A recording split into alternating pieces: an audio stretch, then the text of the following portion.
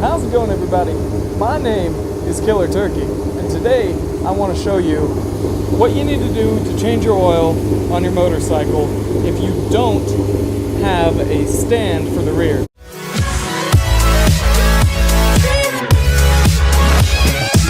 As you can tell, it's pretty cold, so I'm letting the bike warm up, get pretty close to operating temperature. Right now it is at 143 degrees, which is close enough for me. So we're going to take this thing apart, take the oil out of it, put new oil in, and I'm going to walk you through it step by step. So once your vehicle is off and you're ready to begin your oil change, we have 1, 2, 3, 4, 5, 6 flathead and Phillip combos that we need to take off in order to remove the lower section of this panel. This panel is 2 pieces. So I don't have a tripod, but so you take out the screws, and then right in here you just lift up on this top fairing and gently push down. This part comes down. And then on the back side of the fairing there's these 2 notches, and you need to slide the fairing towards the back of the bike, and they come out. And it's as simple as that to take that off. And you're going to want to do the exact same process on this side. So we are back on the left side of the bike, and whenever I'm saying left or right, I just want you guys to know that I'm saying in reference to the position you'll be sitting when you're riding it. So we're on the left side right now. Our oil filter, it's really hard to see, but it's right here. It's behind this coolant reservoir. So that's right there. And our drain plug is right here. I don't know how well you can see it. That's where it is. The exhaust runs right past it. So if you have a low profile oil catch, unlike this one, skip this step. If not, you're going to need a piece of cardboard. So you're going to bend the cardboard like this, so there's no way it can fall out of either side. We're then going to put this piece of cardboard as far under the oil filter as we can and facing the oil drain pan. And this is the result of doing that. We're going to reach in there. These filters really shouldn't be too tight. And you'll feel that the engine is warm, but not so hot that it's like burning you. And we're just going to turn this to the left.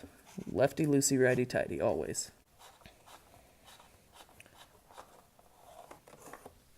So there we go. Oil filter's out. So we've got our new Wix 51358 oil filter. Just going to flip it around and do the exact opposite of what we did before. We're going to turn to the right to tighten it all up.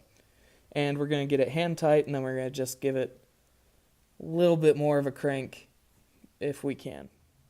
So as far as using an actual oil drain and not having a stand for your bike, that's about as far as you can go, and even then, still spilled some.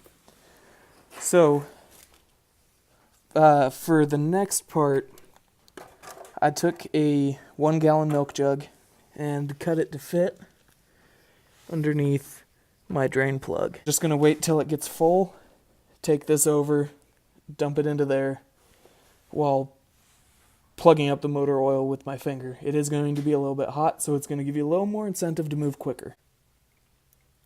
After 4 total transfers from underneath to the drain, we got this really nice, slow, steady pour coming out.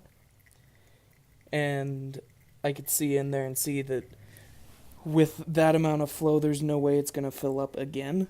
So we can go ahead and wipe off our drain plug. And we're going to let this sit for about 10-15 minutes to make sure all the old oil gets out. And luckily with this bike, with where the drain plug is on the oil pan, with the way the bike naturally leans with the kickstand down, you're actually going to get more oil out than if you're standing straight up. due to the location. So now we are on the right side of the bike. Here's where we fill our oil. I've already cracked it loose, so I only need to turn it a little bit. This comes off. Now each bike is going to be different on what type of oil it takes and how much oil it takes. My bike takes 2.85 quarts of either 1040 or 2040 motor oil. So we grab our funnel, put it in there. I know it's a little bit oversized of a funnel, but it'll do. And obviously, adding oil, you just take your quart jug, pour it into the funnel. Make sure the funnel does not leave the fill plug. Now this third quart you do is kind of subjective. So it's actually 2.75 quarts that goes in. I know earlier I said, I think I said 3.7. But this one's kind of subjective. A lot of people say they put 3 quarts in, and it does just fine. A lot of people say they do 2.75, and it does just fine. So I'm going to do 3 quarts, and that's going to be it for the oil change. And try to make sure whenever you're adding oil you don't spill any on this case. Because if you do, when you're riding, you will get the most obnoxious, nasty smell you've ever smelt. So now that we have our oil in, we are going to start the engine, visually inspect that there are no leaks coming from the oil filter or the drain plug, and then we are going to put our covers back on.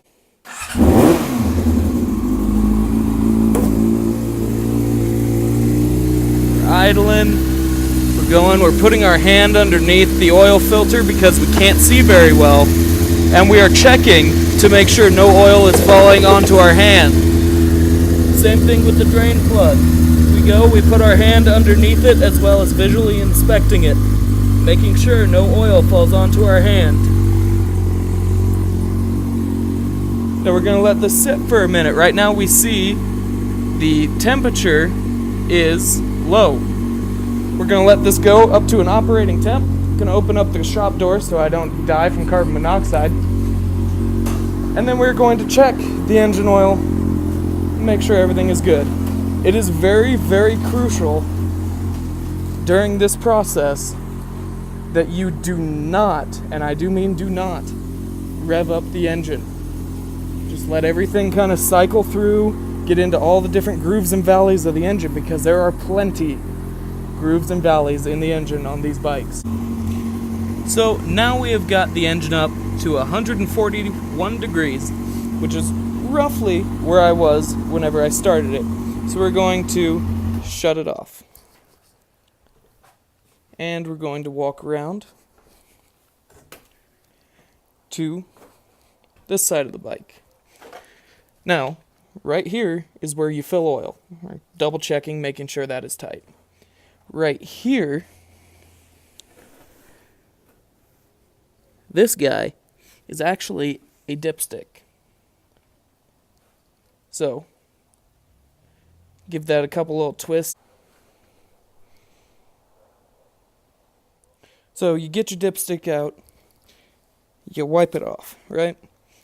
Because it's been running, it is going to give you a false reading. We go ahead and we put this back in here. And this is actually a threaded drain plug, so we thread it into place, turning right to thread it in. Make sure it's tight. Spin it left while applying a slight upward pressure to know whenever you could stop spinning left. And we take a look, and it's a little bit low, but it is in the safe zone to ride. So at this point, I'm going to go ahead and I'm going to add another 0.25 quarts to this engine, and we're going to call that a day. Because I think it's really important for people to save money, especially with a hobby as expensive as this, and I promise you, it is way cheaper to do this yourself. You buy the 3, I'm going to have to go back and get a 4th quart just to add that little tiny bit more. But it is I think saving money is pretty important. And if you could learn how to bleed your brakes yourself to make sure they're in good operating condition, and you could learn how to change your oil yourself so you could save money instead of going to your Yamaha, Kawasaki, Honda dealer, then I think you should do that. Thank you guys very much. Have a wonderful day.